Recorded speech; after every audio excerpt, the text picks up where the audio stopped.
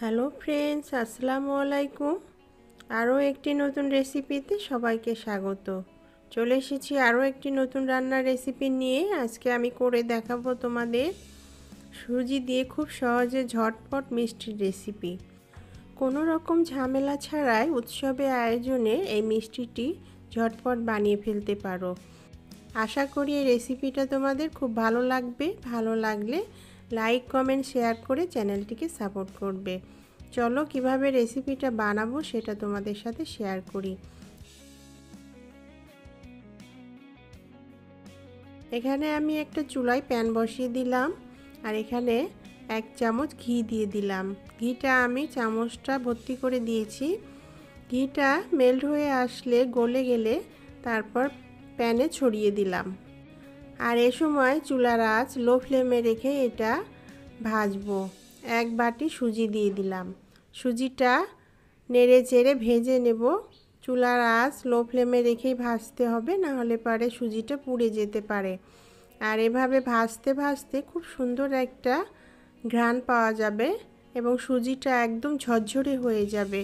ঠিক সেই মুহূর্তেই বুঝতে হবে এটা ভাজা হয়ে গেছে।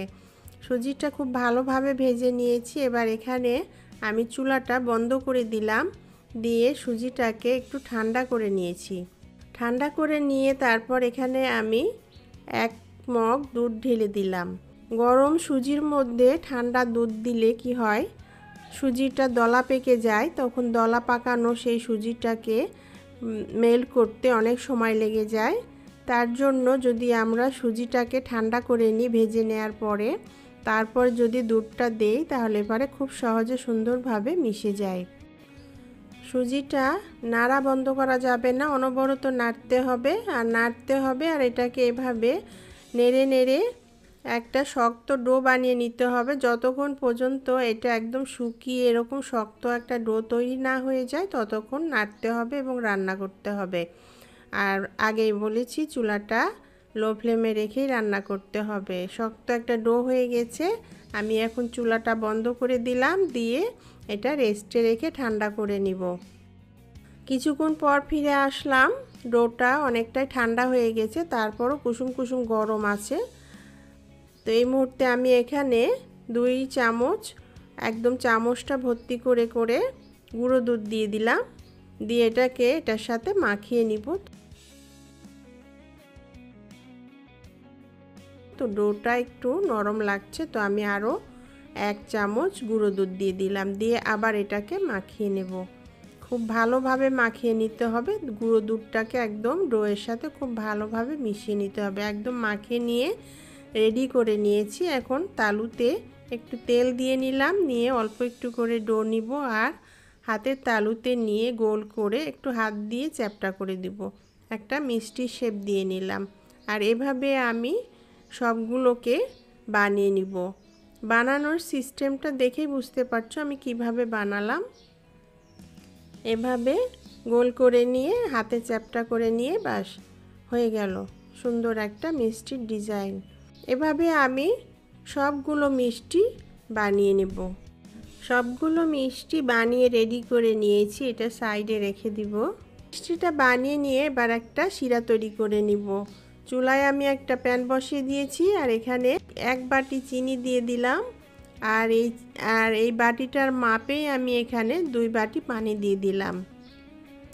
চুলার আঁচ মিডিয়াম হিটে রেখেছি, আর 2টা এলাচ দিয়ে দিলাম, দিয়ে এটাকে খুব ভালোভাবে নেড়ে চেড়ে পাতলা একটা শিরা তৈরি করে নিব। এটা কোনো তার হবে না বা ঘন হবে না। খুব ভালো মতো বলক চলে আসলে 2 থেকে 3 মিনিট এটাকে ভালো করে ফুটিয়ে রান্না করে নিব। শিরাটা খুব ভালো মতো জাল করা হয়ে গেছে। এটা আমি 2 থেকে 3 মিনিট জাল করেছি। এবার ঢাকনা দিয়ে ঢেকে এটা একটু সাইডে রেখে দিব। এবার ভাজার প্রসেসে চলে আসলাম। চুলায় আমি আগে থেকে একটা তেল বসিয়ে রেখেছিলাম। তেলটা মোটামুটি কুসুম কুসুম গরম হতে হবে, বেশি গরম করা যাবে না, তাহলে মিষ্টিগুলো দেওয়ার সাথে সাথে পুড়ে যাবে। কুসুম কুসুম গরম থাকতে আমি মিষ্টিগুলো দিয়ে দিলাম, দিয়ে নেড়ে চেড়ে 2 পিসটা গোল্ডেন ব্রাউন কালার করে ভেজে নিব। খুব সুন্দর একটা কালার করে ভেজে নিব। আর এই ভাজার সময় চুলার আঁচ মিডিয়াম হিটে রেখে ভাজবো। 2 পিসটা ঘুরিয়ে ঘুরিয়ে চারপাশে খুব সুন্দর কালার করে ভেজে নেব। প্রিয় বন্ধুরা, আমার এই মিষ্টি রেসিপিটা যদি তোমাদের ভালো লাগে তাহলে ইউটিউব থেকে যারা দেখছো সেসব বন্ধুরা একটা সাবস্ক্রাইব করে দিবে। যেসব বন্ধুরা ফেসবুক থেকে দেখছো একটা ফলো দিয়ে দিবে। আগে থেকে যেসব বন্ধুরা সাবস্ক্রাইব ফলো দিয়ে রেখেছো সবাইকে অসংখ্য ধন্যবাদ, অনেক অনেক ভালোবাসা। এভাবেই সব সময় আমাকে সাপোর্ট করবে। বেশি বেশি করে শেয়ার করো ফ্রেন্ডস ফ্যামিলির সাথে এবং কমেন্টস করে জানাও রেসিপিটা তোমার কাছে কেমন লেগেছে। রেসিপিটা ভালো লাগলে একটা লাইক দিতে ভুলবে না। তো মিষ্টিগুলো খুব সুন্দর করে ভাজা হয়ে গেছে। এখন আমি এগুলোকে উঠিয়ে নেব। আর এভাবে আমি সবগুলো মিষ্টি ভেজে নেব। আর ভেজে নিয়ে সাথে সাথে গরম গরম মিষ্টিগুলো কুসুম কুসুম শিরার মধ্যে ছেড়ে দিব। শিরাটা যদি ঠান্ডা হয়ে যায় তাহলে একটু কুসুম কুসুম গরম করে নিতে হবে। এরপর এর মধ্যে শিরাতে দিয়ে মিষ্টিগুলো একটু উল্টিয়ে পাল্টে 2 পিসটা শিরাতে একটু করে নিতে হবে। এরপর এটাকে একটা ঢাকনা দিয়ে ঢেকে রেস্টে রেখে দিব। যে 1 থেকে 2 ঘন্টা রেস্টে রেখে ফ্রিজে নর্মাল ফ্রিজে রেখে ঠান্ডা ঠান্ডা সার্ভ করলে অসাধারণ খেতে। মিষ্টিগুলো আমি ভিজিয়ে রেখেছিলাম 2 ঘন্টা। এরপর একটা প্লেটে সার্ভ করে দিলাম মিষ্টিগুলো। অনেক মজার হয়েছে মিষ্টিগুলো, এতটা ইয়াম্মি, এত টেস্টি।